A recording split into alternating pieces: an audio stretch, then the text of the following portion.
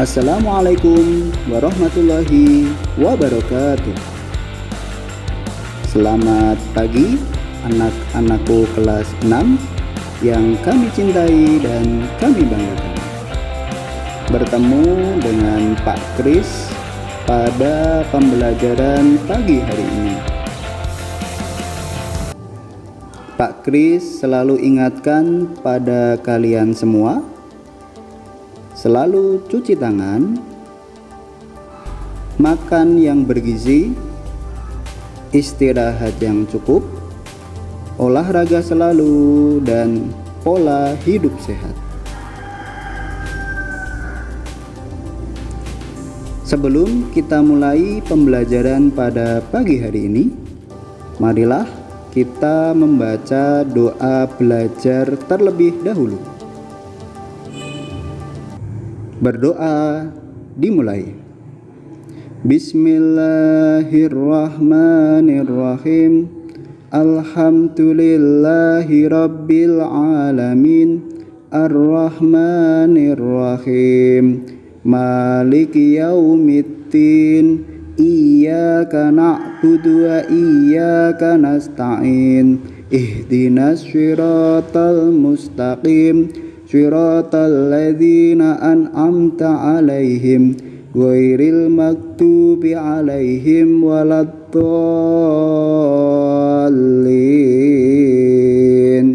Amin. Raditu billahi rabba wa bil islami dina wa bi Muhammadin nabiyya wa rasula. Rabbi zidni ilman nafi'a warzuqni fahman wasi'a wa amalan sholihan maqbula. Amin ya rabbal alamin. Agar kalian semua tetap semangat dalam belajar, marilah kita baca sholawat bersama terlebih dahulu. Allahumma sholli ala sayyidina Muhammadin tibil qulubi wa dawaiha wa afiyatil abdani wa shifaiha wa nuril absari wa diyaiha wa ala alihi wa sahbihi wa sallim. Alhamdulillah. Anak-anakku yang kami cintai dan kami banggakan, sebelum pembelajaran kita mulai, Pak Kris absen dulu kalian semua. Apakah sudah hadir semua? Siap mengikuti pembelajaran pagi hari ini?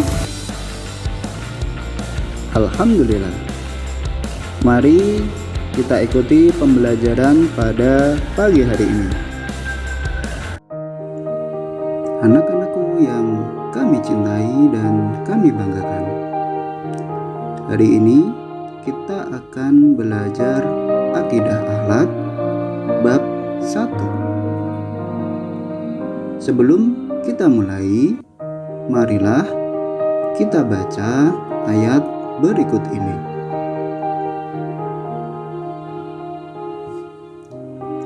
A'udzu billahi minasyaitonir rajim. Bismillahirrahmanirrahim. Innallaha yuhibbut tawwabina wa yuhibbul mutatahhirin. Artinya, sungguh Allah menyukai orang yang taubat dan menyukai orang yang menyucikan diri. Quran Surat Al-Baqarah ayat 222.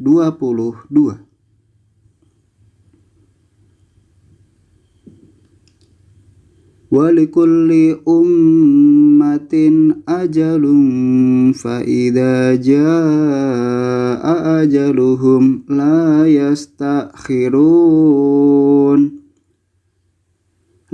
yastakhiruna sa'atan wa la yastaqdimun. Artinya, dan setiap umat mempunyai ajal, batas waktu. Apabila ajalnya tiba, mereka tidak dapat meminta penundaan atau percepatan sesaat pun. Quran Surat Al-A'raf ayat 34. Tentang apakah ayat tersebut? Betul, yaitu tentang orang yang meminta ampun atau bertobat kepada Allah. Bab 1. Bersihkan hati dengan memohon ampun. Kompetensi dasarnya: 1. Menerima kebesaran Allah Subhanahu wa Ta'ala melalui istighfar. 2. Menunjukkan sikap rendah hati dan pemaaf sebagai wujud implementasi istighfar. 3. Memahami makna dan ketentuan istighfar. 4. Mengkomunikasikan arti dan hikmah istighfar. Peta konsep.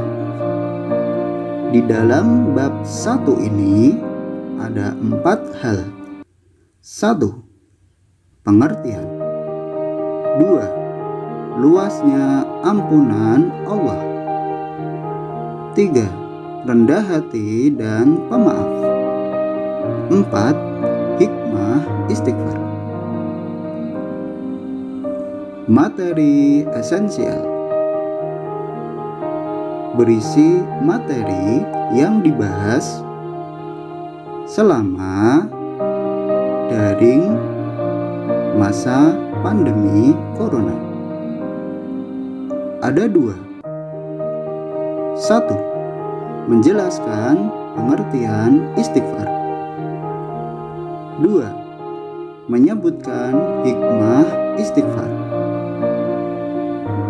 Dari materi itu timbul 2 pertanyaan.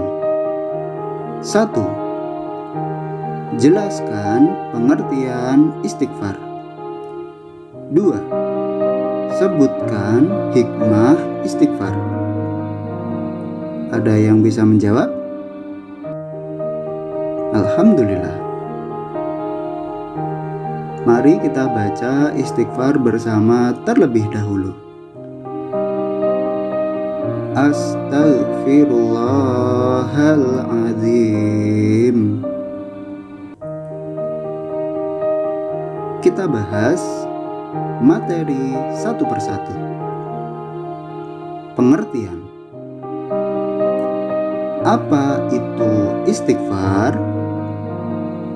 Istighfar adalah tindakan meminta maaf atau memohon ampunan kepada Allah Subhanahu wa Ta'ala yang dilakukan oleh umat Islam.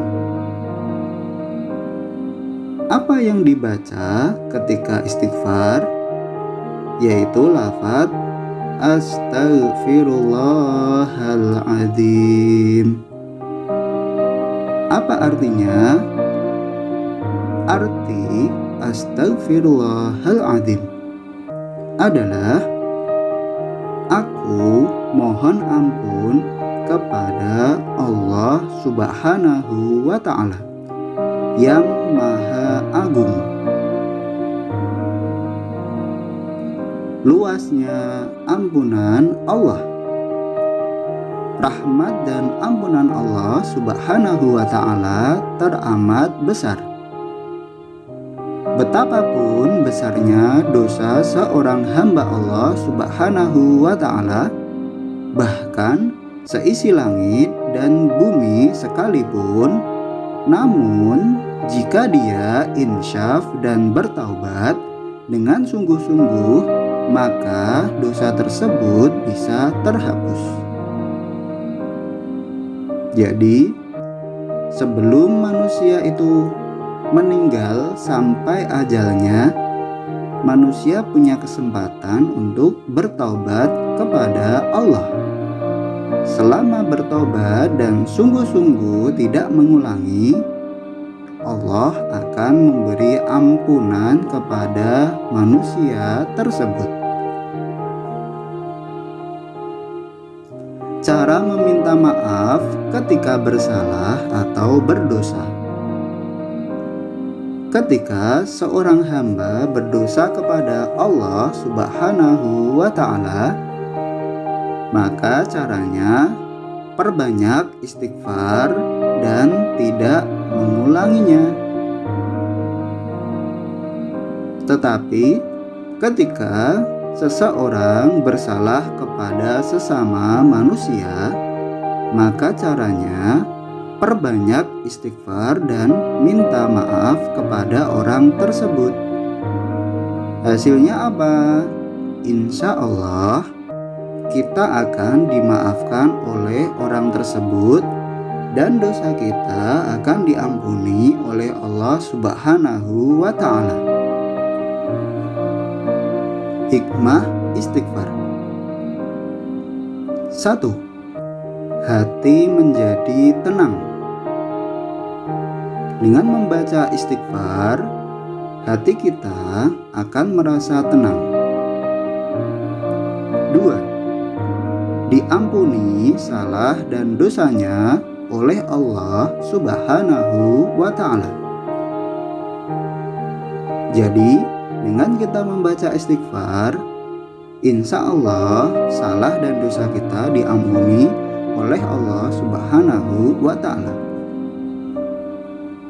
3. Diberikan kelapangan rezeki. Ini sebagai bonus bagi kita yang mau selalu beristighfar kepada Allah Subhanahu wa Ta'ala. Maka perbanyaklah istighfar ya. 4. Selalu memiliki sikap rendah hati dan tidak sombong. Jadi, orang yang perbanyak istighfar, dia akan rendah hati dan tidak sombong. Merasa dirinya butuh kepada Allah, merasa dirinya lebih rendah, sehingga tidak ada kata sombong untuk dirinya. Demikian pembelajaran pada pagi hari ini. Kurang lebihnya Pak Kris mohon maaf. Semoga bermanfaat. Pak Kris tidak lupa selalu mengingatkan, cuci tangan selalu, tetap stay at home, tetap di rumah saja, pakai masker ketika keluar rumah, dan jaga pola hidup sehat. Sampai jumpa pada pertemuan yang akan datang. Assalamualaikum warahmatullahi wabarakatuh.